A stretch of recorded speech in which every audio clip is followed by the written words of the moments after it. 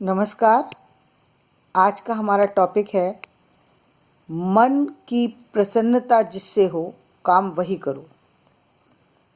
अक्सर आपने देखा होगा कि लोग उस काम को करते हैं जिसको जो काम उन्हें बिल्कुल भी पसंद नहीं, ऐसे काम को वो चयन करते हैं।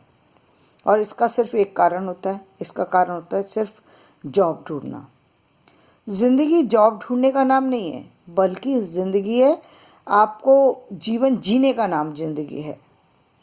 यदि आपको जीवन जीना है तो जीवन जीने के तरीके भी आना चाहिए।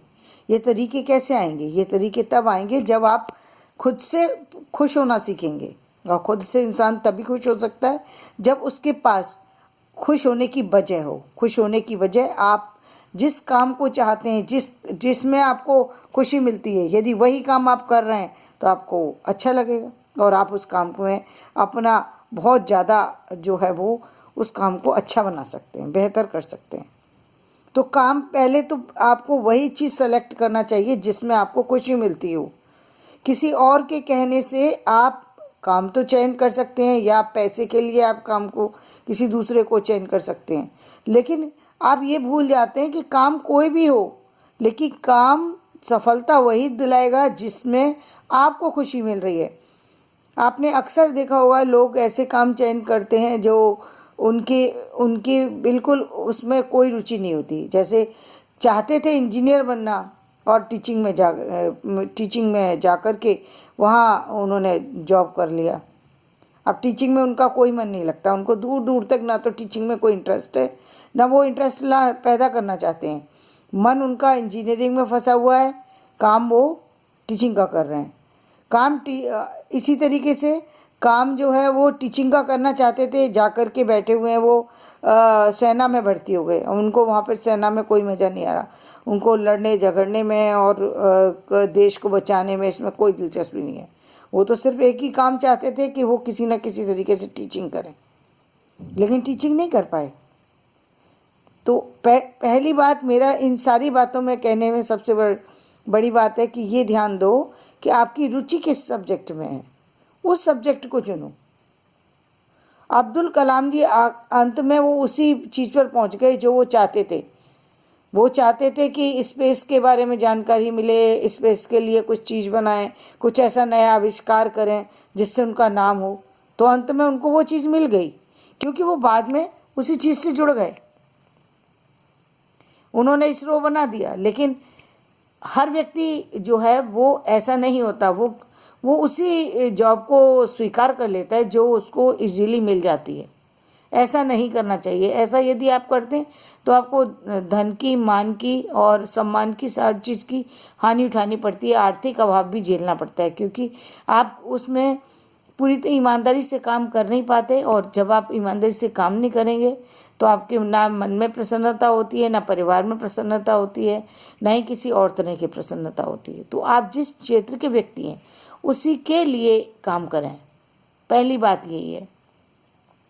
और जब आपने ये पता लग गया, अब एक बात आती है कि आपको ये तो पता है कि आप खेल में जाना चाहते हैं, यहाँ तक तो बात ठीक है, लेकिन अब आपको इसकी सेकंड वो नहीं मालूम कि खेल में हम बड़े खेलों तक कैसे पहुँचें। यहाँ आपको किसी और की हेल्प की ज़रूरत है। आपको खेलना पसंद है, ये तो आपको समझ में आ गया, लेकिन दो चीज़ें आपको पता नहीं है कि एक तो ये नहीं पता कि बड़े खेलों में हिस्सेदारी कैसे होती है, दूसरे बड़े खेल से पैसा कैसे अर्न किया जा सकता है, कौन सा वो काम करें जिससे पैसे की भी अर्निंग हो जाए। तो इसकी जानकारी के लिए आपको उसी फील्ड के, यदि मान लीजिए आप खेल के फील्ड से जुड़ें, खेल के फील्ड के लोगों से, और खेल में भी पर्टिकुलर खेल के जो आप चेस के में इंटरेस्ट रखते हैं तो चेस में जाइए, क्रिकेट में इंटरेस्ट रखते हैं तो क्रिकेट में जाइए, और उसी के कोच को के द्वारा उस फील्ड की जानकारी को लीजिए, क्योंकि वो जितने अच्छे से आपको बता सकते हैं उतना अच्छे से हर व्यक्ति नहीं बता सकता, या फिर बताएगा भी तो उसको बिना किसी कारण के किसी को बताने की क्या ज़रूरत है। कोच आपको इसलिए बताएगा क्योंकि आप उसकी कोचिंग में रह कर के आप काम कर सकते हैं। आगे बढ़ने का कोच को भी आगे उसको लगता है कि हाँ ये मेरा बच्चा है, तो वो आगे निकल सकता है, वो भी आपको ट्रेनिंग में आगे मदद कर सकते हैं, सारे रास्ते उनको पता होता है तो वो बता सकते हैं। ऐसा नहीं होता कि हर व्यक्ति जानता है हर चीज़ के, हर फील्ड के बारे में। हर व्यक्ति हर फील्ड के बारे में नहीं जानता, तो आप सिर्फ उसी व्यक्ति के पास जाएं जो उस फील्ड का मास्टर हो। हर व्यक्ति का फील्ड अलग है, हर व्यक्ति की चीज़ें अलग हैं। इतनी जानकारी है इस संसार के अंदर, इतनी चीज़ें हैं कि जिसको समझने के लिए आसमान छोटा पड़ जाए, आपके हाथ छोटे पड़ जाएं, आप अब मतलब सब कुछ छोटा है, इतना कुछ है इस संसार में समाया हुआ। तो आप उसको पहले उस ट्रेनिंग को लीजिए। जब आप ट्रेनिंग प्रॉपर लेंगे तब आप आगे जा सकते हैं। यदि आप ट्रेनिंग प्रॉपर नहीं ली, आपने रुचि तो दिखा दी, खेल में रुचि, आप घर में ही खेलते रहेंगे तो क्या फ़ायदा होगा उसका? कोई फ़ायदा नहीं है। यदि आपको म्यूजिक की रुचि है और म्यूजिक में यदि आप स्टेज पे किसी में परफॉर्म नहीं कर रहे हैं तो आप किस सामने वाला व्यक्ति को कैसे पता लगेगा कि आपके अंदर कोई योग्यता है? उस योग्यता को तो बाहर प्रदर्शित होने की आवश्यकता है, तो उसको बाहर लेकर के आइए। और कभी भी ये मत मानिए कि जो मिल गया है जी कोई बात नहीं है, अरे यार ज़िंदगी है चल जाएगी ऐसे, ये चलने वाला हिसाब नहीं है। चलो आज हो सकता है कि कम उम्र के हों आप, या हो सकता है कि कुछ उम्र भी निकल गई हो, लेकिन आपको ये तो नहीं पता कि आपका जीवन कितना लंबा है। हो सकता है जीवन कुछ ही समय का हो और हो सकता है जीवन बहुत लंबा हो, फिर क्या करेंगे? क्या फ़ायदा हुआ बेकार में अपने समय को बर्बाद करने से? उससे तो अच्छा होता कुछ कर लेते या कर लें।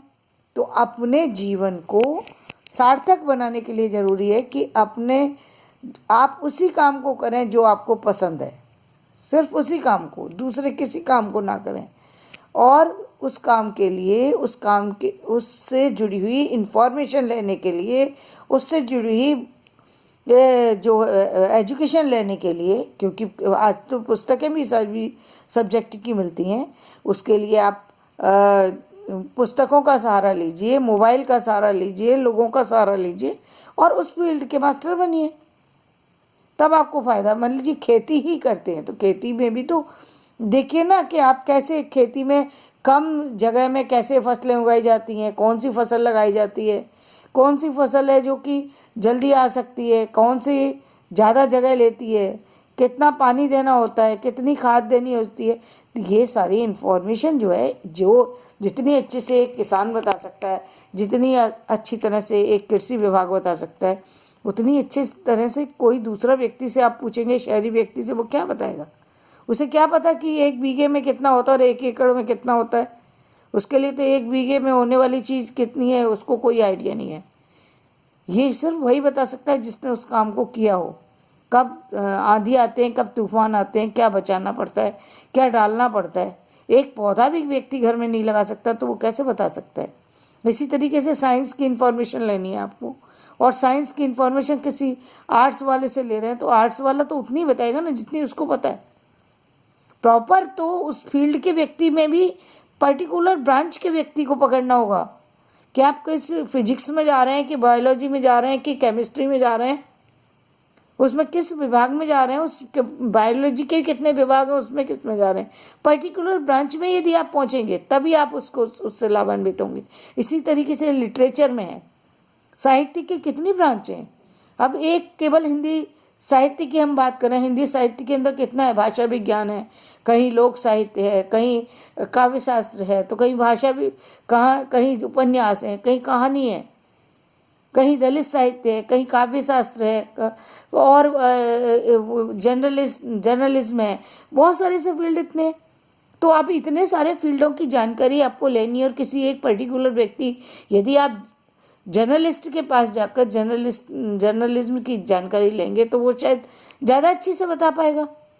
एक यदि आपने किसी को, मतलब आप उस फील्ड के मास्टर को पकड़ें। कहने का मेरा पूरा अभिप्राय ये कि अपने सपनों को साकार कीजिए और उन सपनों को साकार कीजिए जिनमें आपकी विशेष रुचि है, तो आपकी उन्नति दिन ब दिन होती जाएगी, आर्थिक स्थिति संभलती जाएगी, सामाजिक स्थिति संभलती जाएगी और आपको आत्मसंतोष होगा, जिससे कि जो सबसे बड़ी चीज़ है, सबसे बड़ी है आप अपने आप को कितना पहचानते हैं। आपको अपने आप को पहचानने की ज़रूरत है। यदि आप अपने आप को पहचान चुके हैं तो फिर ज़िंदगी में तरक्की आपकी रुक नहीं सकती। तो किसी तरीके से परेशान होने की ज़रूरत नहीं है। यदि आप नहीं जानते तो जानना सीखिए और अपने अपने विचारों के अनुसार, अपने अपने रुचि के अनुसार अपने काम को तलाश कीजिए और उसी फील्ड में बढ़िए, तब आपको सफलता मिलेगी। धन्यवाद। आज मैं अपना वीडियो यहीं समाप्त करती हूँ। यदि आपको ये जानकारी रोचक लगी हो, समझ में आती हो तो इसे सब्सक्राइब करें, लाइक करें, ताकि मैं समय समय पर आपको वीडियो देती रहूं और आप इसी तरीके से प्रोत्साहित होकर के अपने काम में दोबारा से लगें और अपने काम को करते रहें। धन्यवाद।